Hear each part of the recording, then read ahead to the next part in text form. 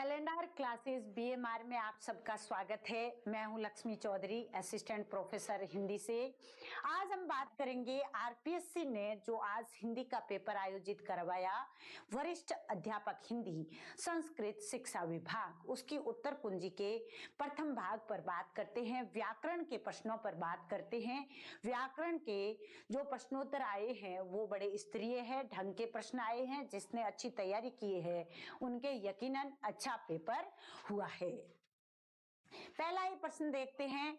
किसी की चिट्ठी डाकिया हमारे घर फेंक गया। क्या पूछा है? किसी की चिट्ठी डाकिया हमारे घर फेंक गया, यानी किसकी है पता है नहीं, किसकी चिट्ठी है कुछ भी पता नहीं है। चिट्ठी किसने फेंकी? डाकिये ने, ये तो पता है, लेकिन है किसकी ये पता नहीं है, तो अनिश्चय है, कोई निश्चितता नहीं है। निश्चितता न होने के कारण क्या है? अनिश्चय।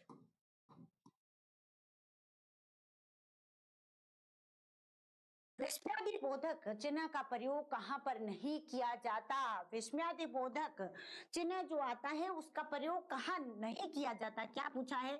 नहीं किया जाता। तो देखिए, आह्लाद सूचक होता है, खुशी जाहिर करने के लिए विस्मयादि का प्रयोग हम करते हैं। दूसरा है छोटों के प्रति शुभकामनाएं, शाबाश देते हैं तो प्रयोग होता है, शाबाश ऐसे बोला तो विस्मयादि आएगा। उसके साथ ही जहां स्थिति निश्चित ना हो, वहां पर जहां स्थिति निश्चित ना हो वहां प्रश्नवाचक लगाया जाता है। क्या लगाया जाता है? क्या तुम आओगे? यानी किसी का आना जाना, कुछ भी काम करना निश्चित ना हो तो प्रश्नवाचक होता है। और बड़ों को सादर संबोधित करते हैं, जैसे गुरुदेव ऐसे बोला तो उसके बाद विस्मयादि का प्रयोग कर दिया जाता है। तो यहाँ क्या होगा? जहां स्थिति निश्चित ना हो, जहां स्थिति निश्चित न हो वहां प्रश्नवाचक आता है। विस्मयादि बोधक का प्रयोग वहां पर नहीं होता। निम्नलिखित में से शुद्ध वाक्य कौन सा है? शुद्ध कौन सा है?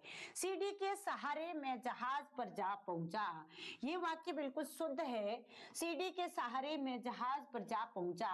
दूसरा वाक्य देखिए, कृषि हमारी अर्थव्यवस्था की रीढ़ है, नहीं आएगा, का आधार है। कृषि हमारी अर्थव्यवस्था का आधार है, ये शुद्ध है। उसके मन की था नहीं मिलती, उसके मन की था नहीं मिलती, ये होगा।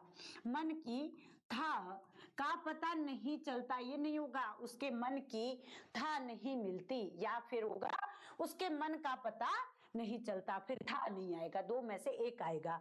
इस यंत्र की उत्पत्ति नहीं आता, कोई यंत्र है तो उसका आविष्कार किया जाता है। आविष्कार,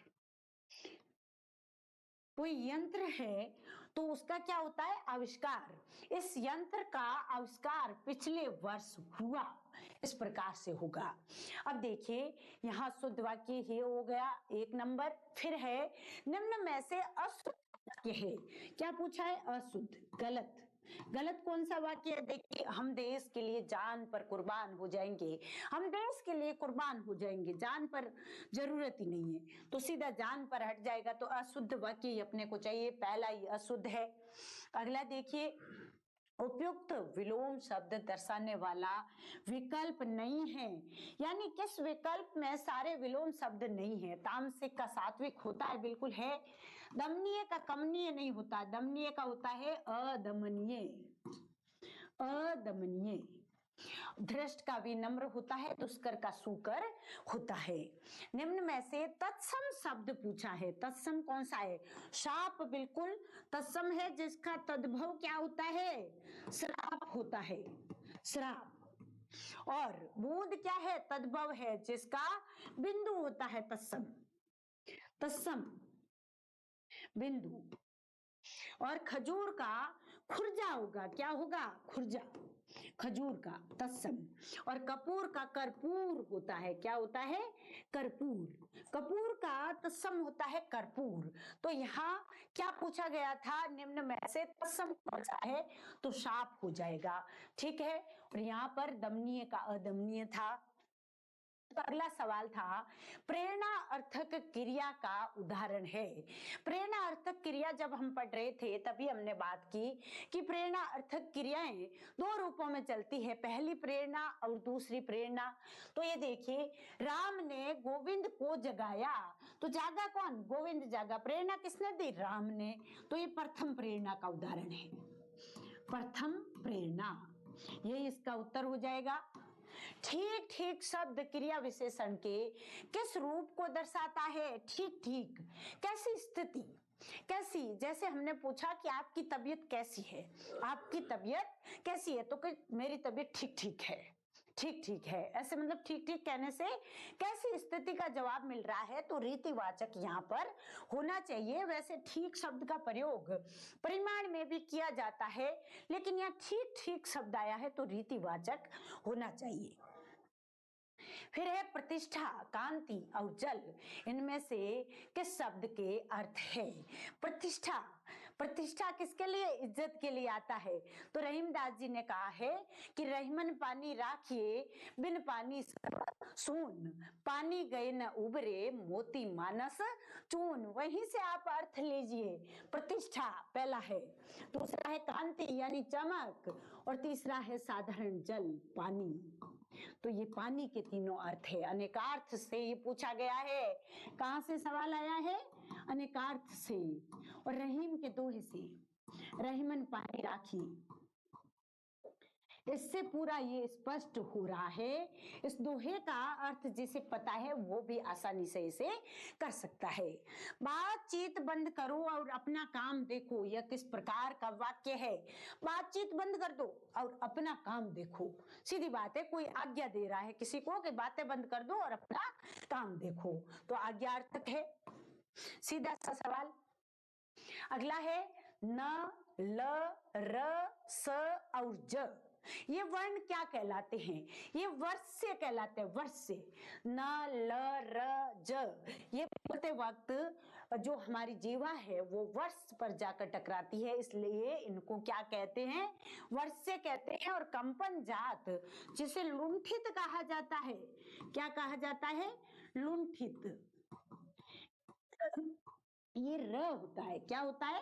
कंपन जात, जिसको बोलने से कंपन होता है, र र बोलते हैं तो एक कंपन, जुबान क्या करती है, जीवा क्या करती है? कंपन करती है, तो ये र होगा। पार्श्विक एक ही है, वो है ल।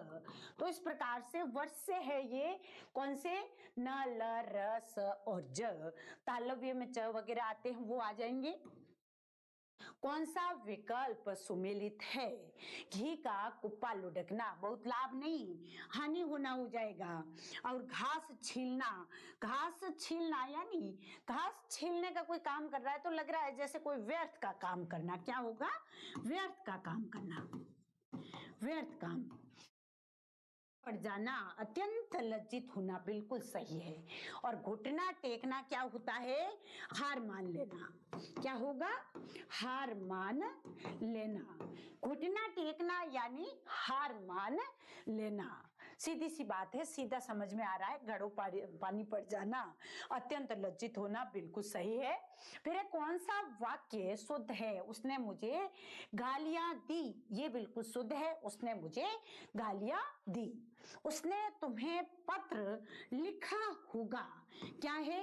पूछा क्या है? लिखा होगा, लिखा होगा। तो यहाँ पर क्या प्रकट हो रहा है? संदेह प्रकट हो रहा है, संभावना प्रकट हो रही है। क्या प्रकट हो रही है? संभावना कि लिखा या नहीं लिखा, संदेह। उसने तुम्हें पत्र लिखा होगा, तो इसमें क्या है? संदेह प्रकट हो रहा है या संभावना प्रकट हो रही है। पता नहीं है कि लिखा या नहीं लिखा, तो यहाँ पर संदेह अर्थक हो जाएगा। फिर है इनमें से कौन सा शब्द तत्सम नहीं है? बिंदु तत्सम है, जिसका तद्भव क्या होता है? एक तो बिंदी होता है और एक होता है बूंद। क्या होता है? बूंद और बिंदी दोनों क्या होते हैं? तद्भव।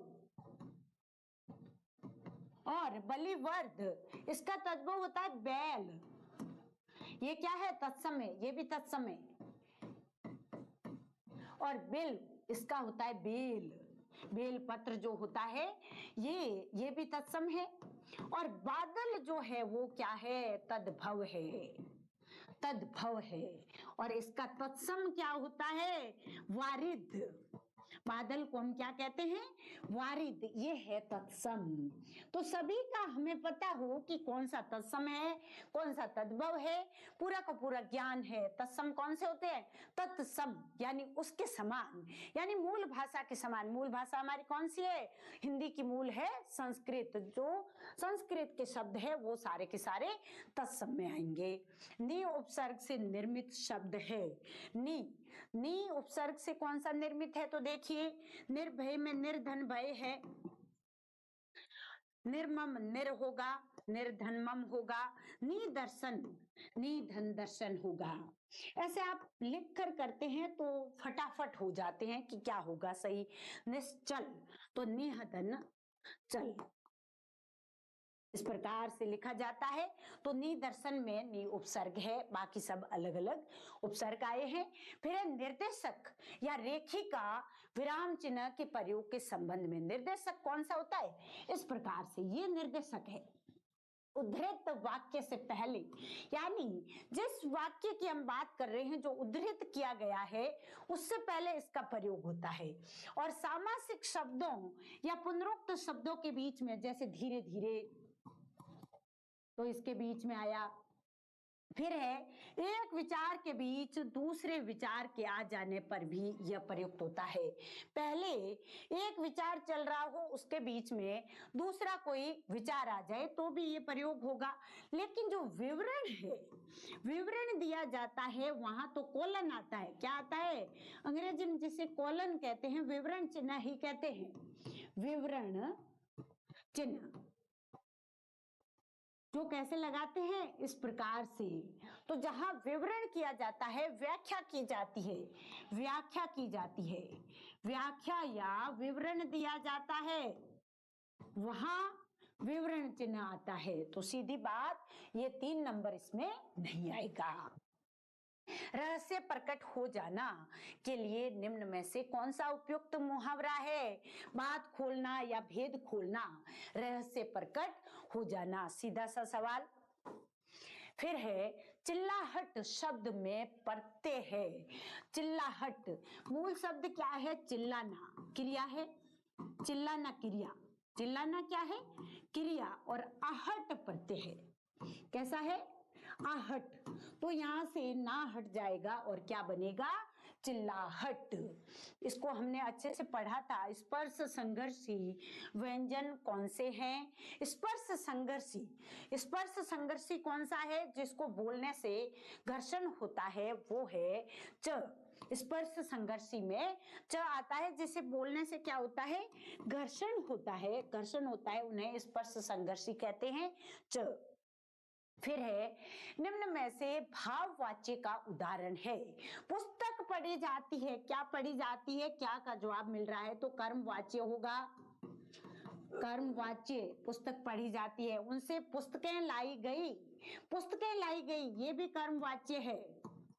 और बढ़ई लकड़ी चीरता है, ये कर्तृवाच्य है। ये क्या है? कर्तृ। इसमें कर्ता प्रमुख है, इसमें भी कर्म प्रमुख है, इसमें भी कर्म है। और धूप में चला नहीं जाता, यहाँ क्रिया प्रमुख है। यहाँ क्या है? क्रिया जहां प्रमुख हो जाती है वहां क्या होता है? भाववाच्य होता है। तो यहाँ पर क्या होगा? भाववाच्य होगा, क्योंकि यहाँ पर क्रिया की प्रमुखता है। किसकी प्रमुखता है? क्रिया की। इस वजह से ये भाववाच्य है। कई आश्रित वाक्यों के बीच में जो एक मुख्य वाक्य पर अवलंबित रहते हैं वहां विराम चिन्ह प्रयुक्त होता है। यानी कई आश्रित वाक्यों के बीच में एक मुख्य वाक्य, कई सारे आश्रित वाक्य है, उसके बीच में एक मुख्य वाक्य हो। जैसे वाक्य है जो परिसरमी होते हैं, जो परिसरमी होते हैं, ये वाक्य है। जो परिसरमी होते हैं वही सम्मान पाते हैं, वही सम्मान पाते हैं। तो यहाँ पर जो वाक्य है उस मुख्य वाक्य के बीच में क्या है, जो परिसरमी होते हैं उसके बाद आया है वही सम्मान पाते हैं। तो यहाँ दोनों वाक्य को आपस में जोड़ने के लिए अल्प विराम का प्रयोग हुआ। किसका प्रयोग हुआ? अल्प विराम, यानी जिसे हम कॉमा कहते हैं उसका प्रयोग होता है। वर्तनी की दृष्टि से शुद्ध शब्द कौन सा है? तो उपलक्ष्य नहीं होता, क्या लिखा जाता है? उपलक्ष्य। शुद्ध शब्द क्या होता है? उपलक्ष्य। स्वास्थ्य नहीं होता, स्वास्थ्य होता है, स्वास्थ्य। सदृश्य नहीं होता, सादृश्य होगा, या फिर सदृश होगा, सदृश, इस प्रकार से होगा। और अंत्याक्षरी बिल्कुल शुद्ध है, ऐसे भी लिख सकते हो और ऐसे भी लिख सकते हो। अंत्याक्षरी बिल्कुल शुद्ध शब्द है और अक्सर ये परीक्षाओं में पूछा ही जाता है। निम्न में से अर्थ के आधार पर क्रिया विशेषण का भेद नहीं है। क्रिया विशेषण के भेद कितने होते हैं? 4। कालवाचक होता है, स्थानवाचक होता है, रीतिवाचक होता है, और जो चौथा है वो क्या होता है? परिमाणवाचक, परिमाण, मापतोल। गुणवाचक क्या होता है? विशेषण होता है, गुणवाचक विशेषण होता है, न कि क्रिया विशेषण का कोई भेद होता है। तो ये तीसरा इसमें सही उत्तर हो जाएगा। फिर है निम्न में से विराम चिन्ह की दृष्टि से अशुद्ध वाक्य है। राम ने कहा कि मैं कल पटना जाऊंगा, की के बाद कॉमा नहीं आता, अल्प विराम नहीं आता, विराम नहीं, सीधा होगा, अल्प विराम हट जाएगा। राम ने कहा कि मैं कल पटना जाऊंगा, बस इतना ही होगा। वह दूर से, बहुत दूर से आ रहा है, ये सारे के सारे बिल्कुल सही है। स्वर संधि से निर्मित शब्द नहीं है। स्वर संधि, ये सारे मतलब स्वर संधि के जो भेद है दीर्घ से लेकर अयादि तक, उनका उनमें से कौन सा नहीं है? देखिए, पावक, पाउधन अक होगा, पाउधन अक कौन सी होती है? अयादि संधि, अयादि, अयादि संधि, पाउधन अक। और अन्वेषण, अनुधन एषण हो जाएगा, अनुधन एषण क्या होगी? यण संधि होगी। कौन सी होगी? यण संधि। और उद्धार सीधा उत्धनहार होता है, त के बाद ह आता है तो वो ह किस में बदल जाता है? ध में बदल जाता है, उत्धनहार। व्यंजन संधि है, कौन सी संधि है? व्यंजन, बहुत ही महत्वपूर्ण शब्द है, अक्सर पूछा जाता है और आज पूछ लिया गया है। महाधन ऋषि, महाधन ऋषि, महर्षि होगा। और कौन सी संधि होगी? गुण संधि, जो कि स्वर का भेद है, ये भी स्वर का भेद है, ये भी स्वर का भेद है। तो उत्तर क्या हो गया? उद्धार। फिर निम्न में से असंगत विकल्प है। असंगत कौन सा है? देखिए, वस्तुओं की विशेषता कौन बताते हैं? विशेषण, बिल्कुल सही है। वस्तुओं के विषय में विधान, यानी वस्तु क्या है, उनका कार्य क्या है, उनका होना करना बताने का विधान करती है, वो कौन होती है? क्रिया। केवल मनोविकार सूचित करने वाले शब्द विस्मयादि बोधक होते हैं, मनोविकार वाले। और क्रिया से नामार्थक शब्दों का संबंध, संबंध सूचित हो रहा है, तो संबंध आ रहा है तो संबंध बोधक होगा। क्या होगा? संबंध बोधक अव्यय होगा, ना कि समुच्चय बोधक। तो ये 4 नंबर है, वो उत्तर हो जाएगा, जो कि असंगत है। चांदी का पर्यायवाची नहीं है, रूपा है चांदी का, रौप्य रूपा से बना है, ये भी है, रजत भी है। चंद्रा तप जो है वो चंदोवा जिसे कहते हैं, या ऐसा छाता जो राजा होते थे उनके ऊपर जो छतरी बनाई जाती थी, राजा को धूप न लगे उसके लिए, धूप न लगे उसके लिए जो छतरी बनाई जाती थी, जो छाता बनाया जाता था, उसे या तो चंदोवा कहते थे या फिर चंद्रातप कहते थे। तरणी और तरणी युग्म शब्दों का सही अर्थ होगा तरणी। ये क्या है? तरणी। नी आई है छोटी, तो जहां छोटा है उसके सामने बड़ा अर्थ होगा। सूर्य बड़ा है, सूर्य बड़ा है और ये छोटी मात्रा के सामने आएगा सूर्य। और नाव है छोटी जो बड़े के सामने आएगी। तरणी, ये है नाव, नाव बेचारी छोटी सी है, वो ऋणी बड़ी मात्रा है उसके सामने नाव आ जाएगी। वर्तनी की दृष्टि से अशुद्ध शब्द है शूर्पणखा। शूर्पणखा बिल्कुल शुद्ध शब्द है। शूर्पणखा जिसका लक्ष्मण जी ने क्या किया था, नाक काट दिया था। शमशान, ये बिल्कुल शुद्ध शब्द है, ऐसे ही लिखा जाता है शमशान। और हितैषी ऐसे नहीं लिखते, इस प्रकार से लिखते हैं हितैषी। और सोचनीय बिल्कुल शुद्ध है और अशुद्ध पूछा है तो सीधा सा हो गया। फिर है ईय प्रत्यय से निर्मित शब्द है पाणिनीय। तो पाणिनि धन ईय क्या बना, पाणिनीय। क्या बना, पाणिनीय। माननीय, दर्शनीय, स्मरणीय, ये सब मान धन अनीय। एक दिन हम बात कर रहे थे कि मान में अनीय लगेगा। मान क्या है, संज्ञा है, और अनीय प्रत्यय है। माननीय शब्द बना जो विशेषण शब्द है।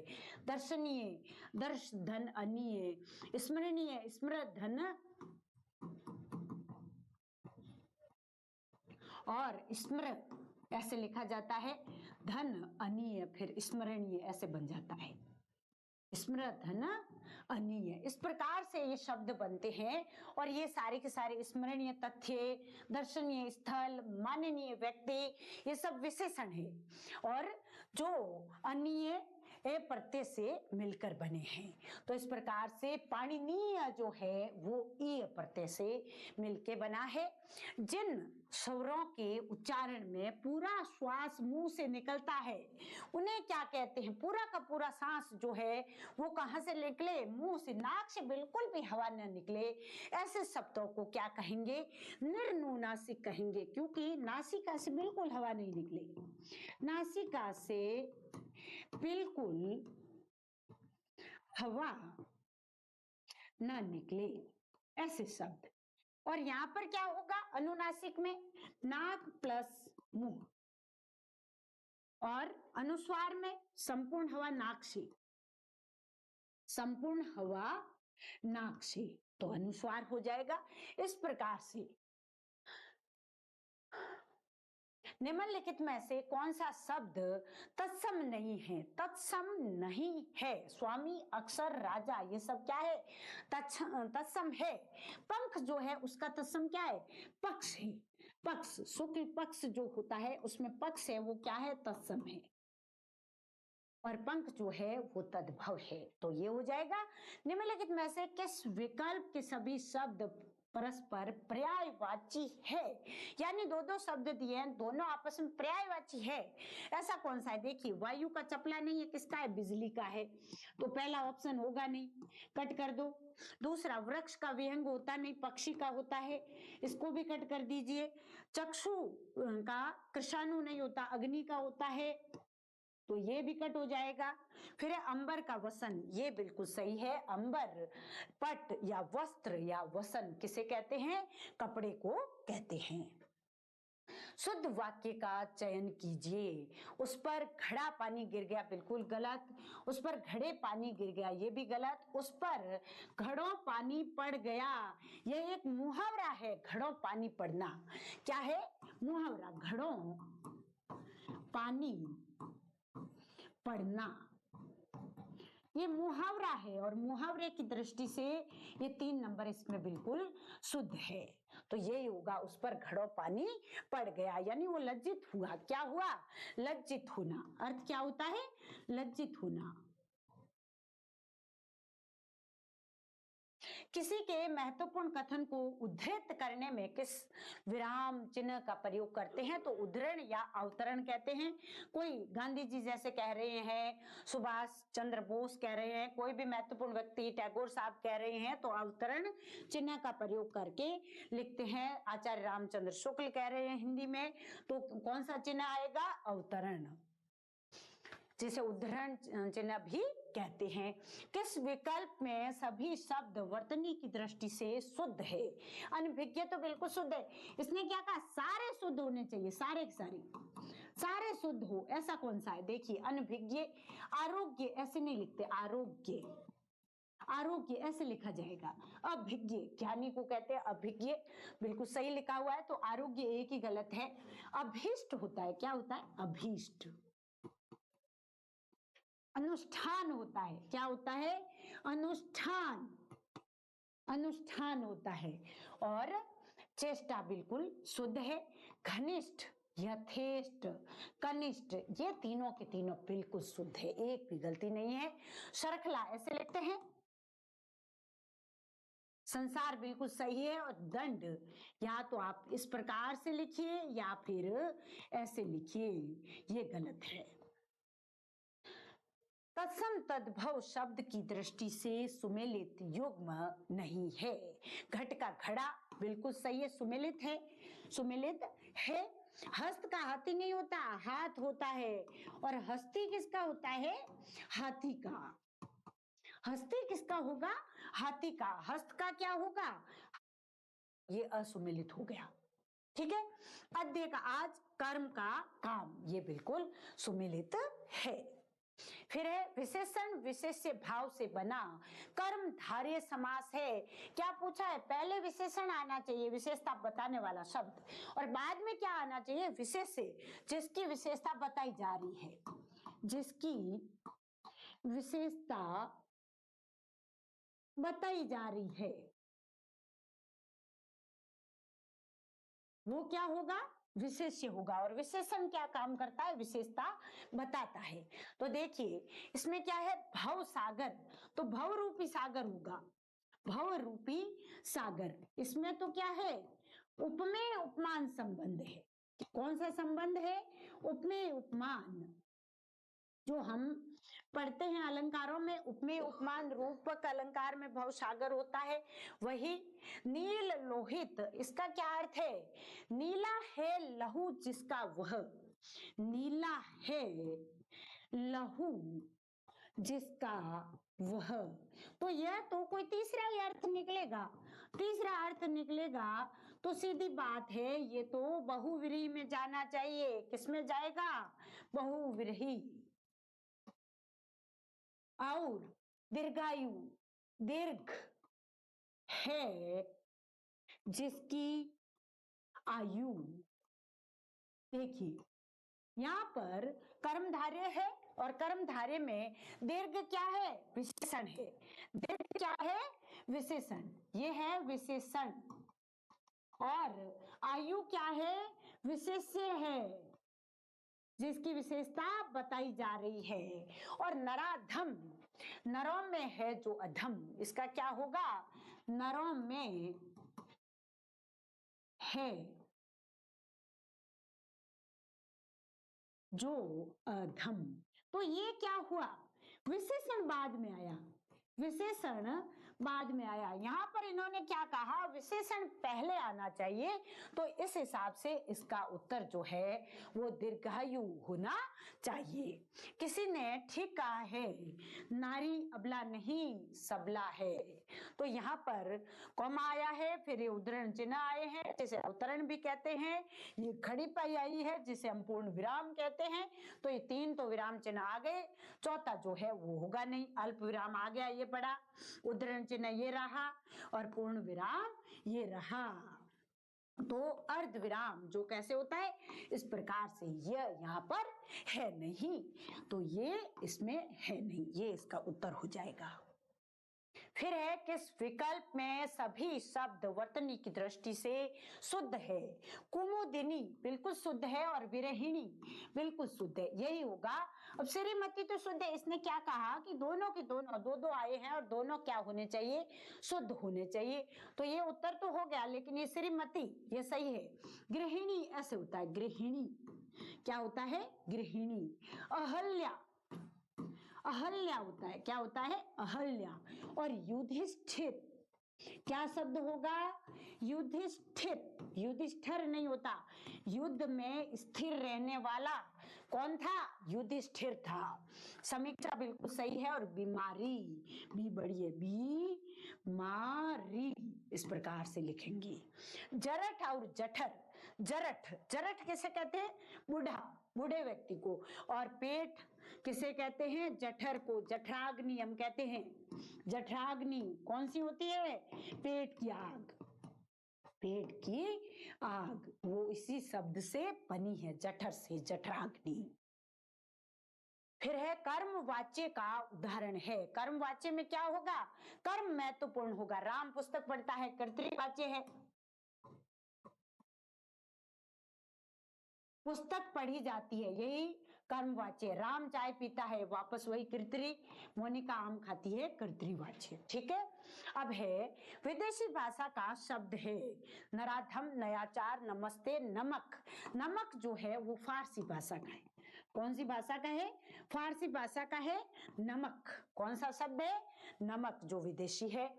किस विकल्प के सभी शब्द अशुद्ध है? सारे के सारे, दो दो आए हैं, दोनों के दो अशुद्ध है। वो कौन सा है? तो पहले में मैथिली बिल्कुल शुद्ध है, लेकिन प्रज्वलित गलत है। ऐसे लिखते हैं प्रज्वलित। इसे हमने प्रैक्टिस किया था, प्रज्वलित, ये शब्दों को प्रैक्टिस कर रखा है। फिर है सौहार्द। सौहार्द इस प्रकार से लिखा जाता है, सौहार्द। द नीचे, द के नीचे र नहीं आएगा। और याज्ञवल्क्य, ये बिल्कुल सही है। याज्ञ, फिर क्या है? व, और फिर व है, और ल आधा और क भी आधा, और य, याज्ञवल्क्य। फिर है भस्मीभूत। बिल्कुल आराम से बोलना है, आराम से लिखना है, बिल्कुल सही हो जाएगा। भस्मीभूत, मी बड़ी आ जाएगी। और विभीषिका, क्या होगा? विभीषिका, इस प्रकार से। तो यहाँ देखिए, ये दोनों के दोनों अशुद्ध है। पूछा क्या है? दोनों अशुद्ध होने चाहिए। दोनों क्या? हम अक्सर बात करते हैं कि इस प्रकार के सवाल आने वाले रहते हैं। अक्सर हमारी जब भी क्लास होती है यही बात चलती है कि या तो संगत होगा, असंगत होगा, असंगत नहीं होगा, अशुद्ध होगा, शुद्ध होगा, सत्य होगा, असत्य नहीं होगा। इस प्रकार के सवाल ही आजकल पेपर में देखने को मिलते हैं। जानबूझकर विपत्ति में पड़ना के लिए उपयुक्त लोकोक्ति कौन सी है? जानबूझकर विपत्ति में पड़ना मतलब आ बैल, बैल को आवाज लगाना कि आ बैल मुझे मार, तो जानबूझकर विपत्ति में पड़ेंगे। निम्नलिखित में से कौन सा कंठ्य वर्ण नहीं है? तो अ, क, ह, अ, क, ह, अ, क, ह कंठ्य ही है, तो ये कंठे हो जाएंगे। और झ जो है वो तालव्य हो जाएगा। क्या होगा? तालव्य हो जाएगा, ये अलग है। और निम्न में से कौन सी संज्ञा शब्द सदैव एक वचन में, संज्ञा पढ़ रहे थे तब इसको खूब हाईलाइट कर रहे थे कि कौन सा संज्ञा शब्द एक वचन में रहेगा। सोना, धातुएं जितनी भी है सारी की सारी, सोना, लोहा, चांदी, सारे के सारे किस में आ रहे हैं? एक वचन में आ रहे हैं। किस में आ रहे हैं? एक वचन में। और आंसू और दाम कौन से हैं? बहुवचन है। ये दोनों क्या है? बहुवचन है। आंसू आए, आया कभी नहीं होता। दाम लिए गए, लिया गया नहीं। निम्नलिखित में से कौन सा विकल्प संयुक्त वाक्य का उदाहरण है? संयुक्त कौन सा है? वह नहीं समझेगा क्योंकि ये मिश्र है सीधा, क्योंकि आया है तो क्या होगा? क्योंकि किसका चिन्ह है? मिश्र वाक्य का। वह आया, और देखते ही सीधा आंख बंद करके संयुक्त ही करना है। और आया है तो कौन सा वाक्य होगा? संयुक्त वाक्य होगा। वह पेड़ उगाया है जो तुमने लगाया, जो देखा तो सीधा मिश्र होगा। और दुर्ग से कुछ दूर 20 फुट ऊंचा स्तंभ था, सरल वाक्य। सीधा सा, कुछ भी बीच में नहीं आया है, सीधा सरल वाक्य है तो सरल वाक्य में जाएगा। हिंदी वाक्य रचना के संबंध में असंगत कथन है। समानाधिकरण शब्द मुख्य शब्द के पहले आता है। ये समानाधिकरण जो है वो वाक्य के बीच में आता है, वाक्य के बीच में आता है। जैसे और आ रहा है, इस प्रकार से जो भी समानाधिकरण जो है, ये जो आते हैं, ये सब समानाधिकरण वाले यानी दोनों वाक्यों को बराबर बांटने वाले होते हैं, वो बीच में आते हैं। प्रश्नवाचक अव्यय न वाक्य के अंत में आता है। जैसे हम कहें कि सब कुशल है ना, सब कुशल है न, या न का प्रयोग हो रहा है वाक्य के अंत में, और बाद में क्या आ रहा है, प्रश्नवाचक आ रहा है, सब कुशल है ना, तो यहाँ पर प्रश्नवाचक ये भी बिल्कुल सही है। और विशेषण संज्ञा के पहले आता है, तो देखिए मीठा आम, खट्टा आम, कुछ भी कहो, ये विशेषण सामान्य तौर पर पहले आते हैं। क्रिया विशेषण बहुधा क्रिया के पहले आते हैं। जैसे तेज चलना, धीरे चलना, क्रिया से पहले क्रिया विशेषण आ रहा है, ये तेज क्या है, क्रिया विशेषण है।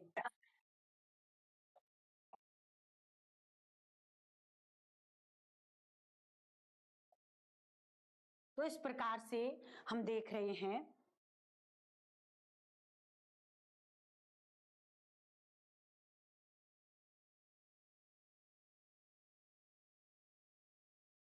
क्रिया विशेषण जो है वो क्रिया से पहले आते हैं, ये सही है।